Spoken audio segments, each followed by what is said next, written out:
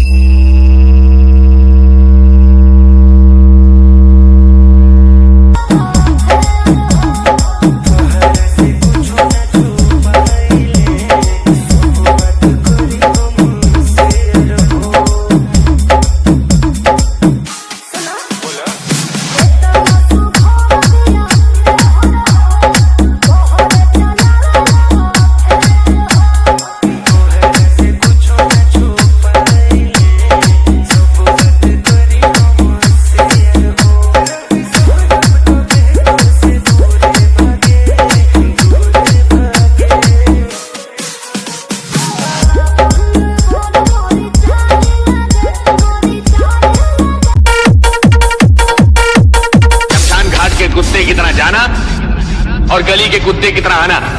अबे दीदे फाड़ फाड़ के क्या देगा, चला से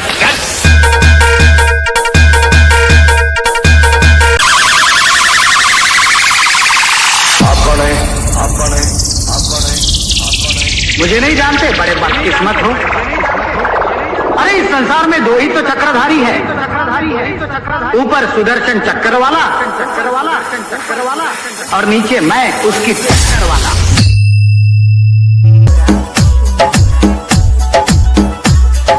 सिहरे बदन राजा बिगड़त मन राजा रातिया के छगल छन छन करे चूड़ी खन खन करे अथिया के कहीं तो भाई राउर गोड़ लीना बाटे कमर कमजोर पिया छोड़ दीना बाटे कमर। अरे है बेटवा, ये तो हरे घिसा पिटा डायलॉग बजाए से हमार कुछ ना उखड़े।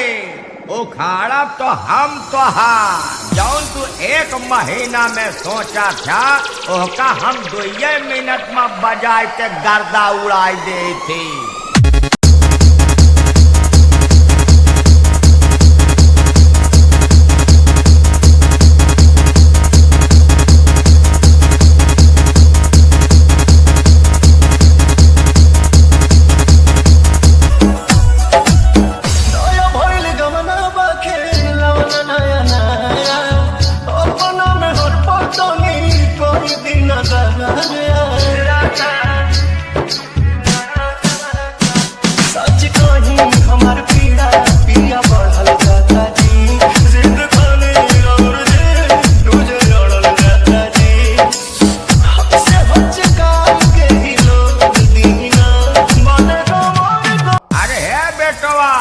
ये तो हरे घिसा पिटा डायलॉग बजाए से हमार कुछ ना उखड़े।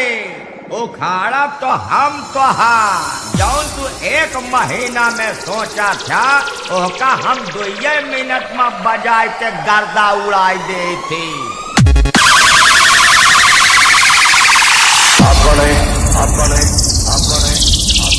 मुझे नहीं जानते, बड़े बदकिस्मत हो।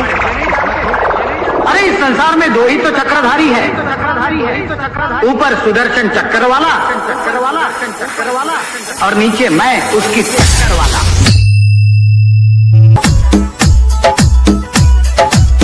लाले लाले कोये दिहनी गोद मोर बदान के प्रिंस पीरियड सुआ दोस्त भइल बा पवन के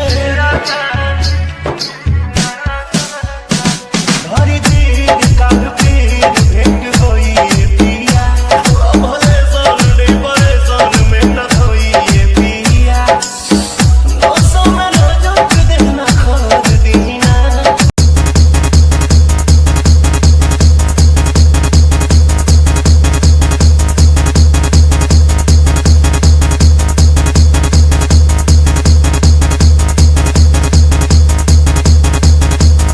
एम्बुलेंस भी नहीं आ पाएगा।